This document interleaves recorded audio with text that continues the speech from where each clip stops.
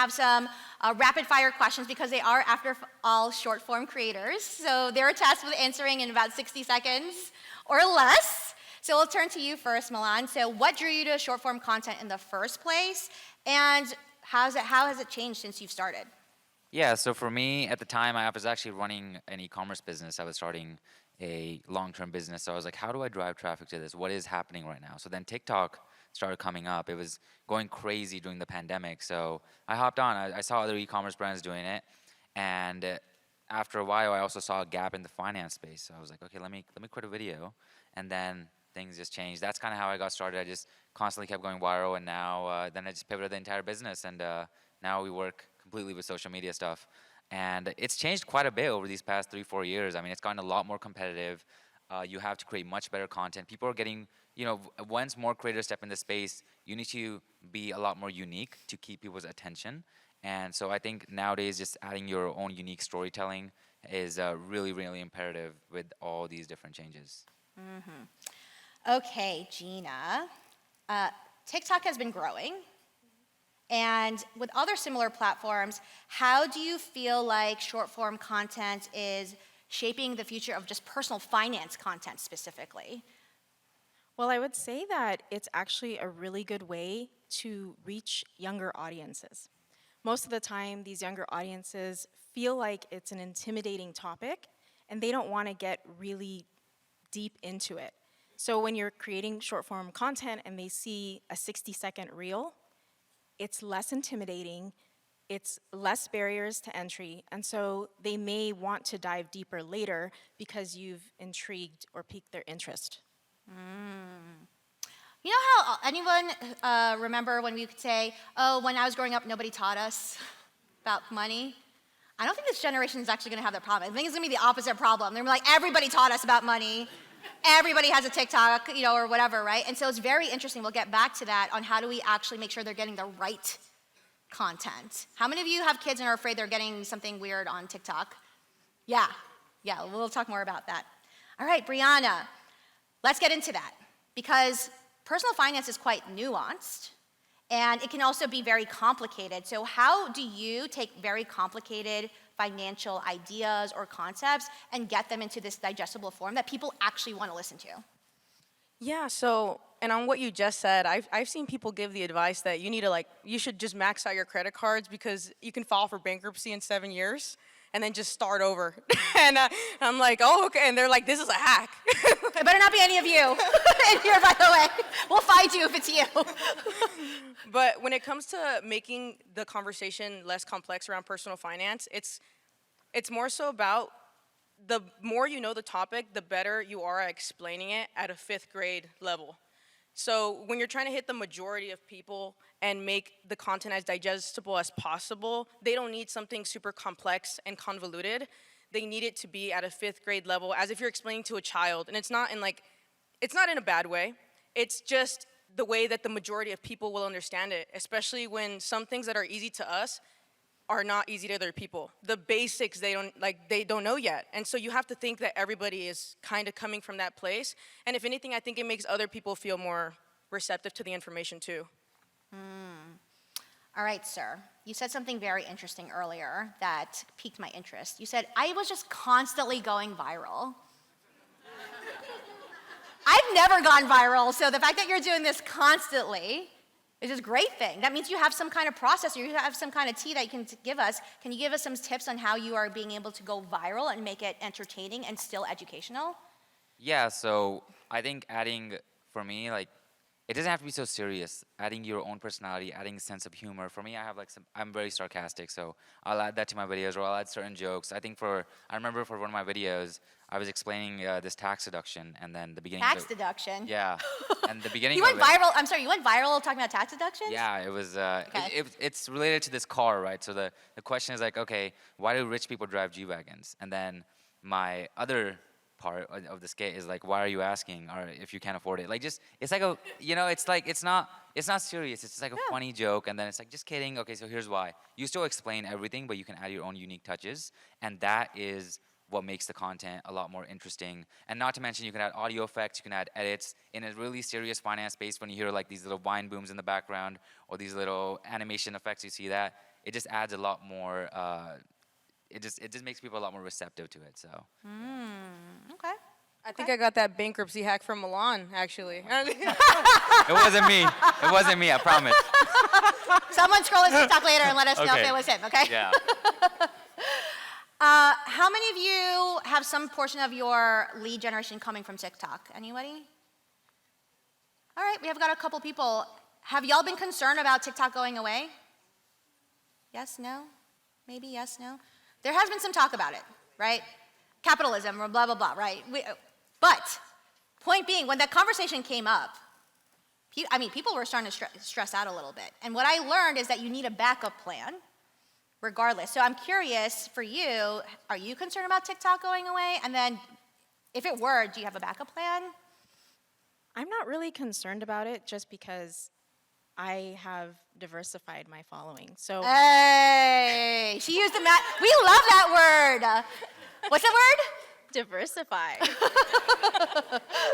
Say more, say more. So I immediately, when I went onto TikTok and it was doing well and they started the reels on Instagram, I decided to just kind of go there as well and just share what I already shared on TikTok.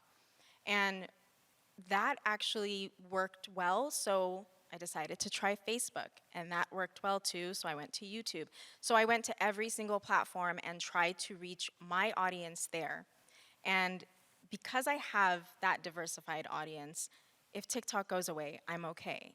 The other thing is I make sure that I have a way to get my captive audience to my platforms, not just on social media. So if TikTok or any of the platforms or all of the platforms go away, I still have a way to reach my audience. Can you follow up on diversifying? Because, I think people want to know. So can you give some examples of other ways you've diversified? Yeah.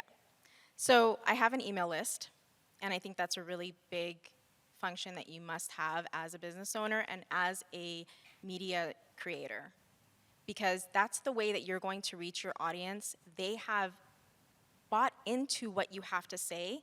They want to hear from you, and they're not being distracted by anything else. When they get an email from you, it is just from you, and they're not looking at anything else. They're not scrolling away, right? You have a captive audience there. So that is probably the biggest thing.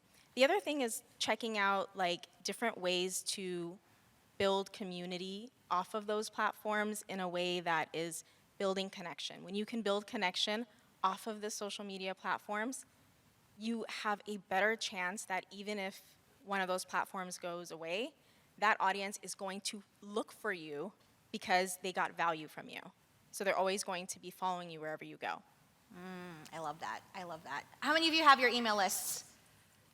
How many of you feel like you're fully optimized? There's nothing you can do to improve it? So guess what your homework assignment is after this? All right, let's go to you, Breyanna. I will say, I'll give you a little tea. Right before y'all got in here, I was like, I want to pretend that I'm a really good short form content creator. So I was like, let's do this really corny thing where we go woo, right? And she was just like, let's do this angle and let's do that. She knew exactly. And I was like, she's good. She is so good. So you make it feel like it's easy and it's fun. But have you actually ever felt challenged by it? What was most challenging for you when it comes to creating short form content? I think the most challenging thing is making the information more digestible, especially when trends have changed so much. We're back in the day, you could post a very simple video on a basic topic and it would do well, but now you need to really spice it up to make it do better. So that's where what Milan mentioned too was putting your personality into it and also being natural on camera. I think it just comes with practice. The more you make videos, the better you're gonna get at making them look natural. I think when you start, you're a little nervous. It's like everything takes practice. So I think the more you do it, you're just gonna become more natural on camera, and it's gonna be even more pleasing to the eye just because you look so natural on camera. Let me follow up on that. How many times do you think we need to practice before it feels like we don't look crazy? That depends on the person, because some people are naturally more extroverted and some people can walk up on stage and just start talking, and then there's others that it would take them a lot of practice to feel comfortable doing that. So that's kind of on a case-by-case basis depending on your own personality traits and strengths and weaknesses. I would say, y'all, I am a strong introvert. 99% introvert. And so many of you have been so kind to say, oh, you're doing great on stage, congratulations, all this stuff. I had so many reps. I've been on stage hundreds of times at this point, so that's why it feels a little bit easier. This is not natural ability.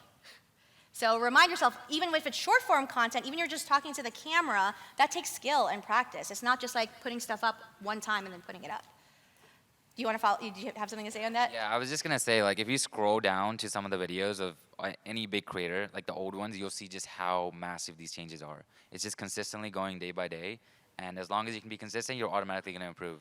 Like, if you guys go back to my first ever videos, you'll see, like, I also had like 40 extra pounds. I was like, the videos were different. It was just a huge transition. So it's good motivation to just see the transition there. I'm sorry, can we just give a round of applause for that he had this glow up? So handsome. Thank you.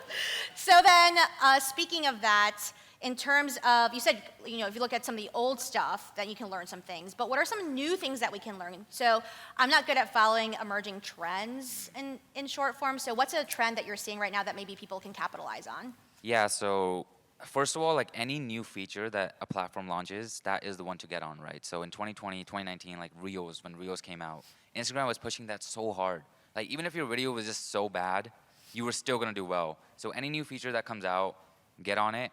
And then so right now, for example, I'll just give you guys some actionable ones, right? Right now, TikTok Shop is trending. There's huge opportunity there. Lives, selling on lives is a huge, huge market. In China, it's already really big. Here it's expanding. That's a massive, massive opportunity there. Using just like Q&A polls, using the TikTok stories, using any of these little things that they're testing can get you more exposure because they're pushing them out more, right? So, and then another thing would be adding your own personal touches, like adding your life events to whatever you're talking about. So, for me, it might be, so I'm personally an immigrant. So in some of my videos, when I talk about saving, I'm like, I've learned that every dollar matters. This is why you should be opening a high yield savings account because you're going to earn the most amount of interest.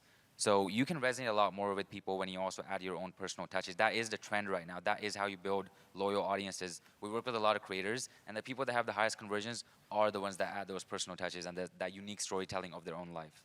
So those are some of the key things, and then the earlier things I mentioned, like TikTok Shop, TikTok Live, Q&A polls and stories on TikTok, like using all their little features that they have in stories.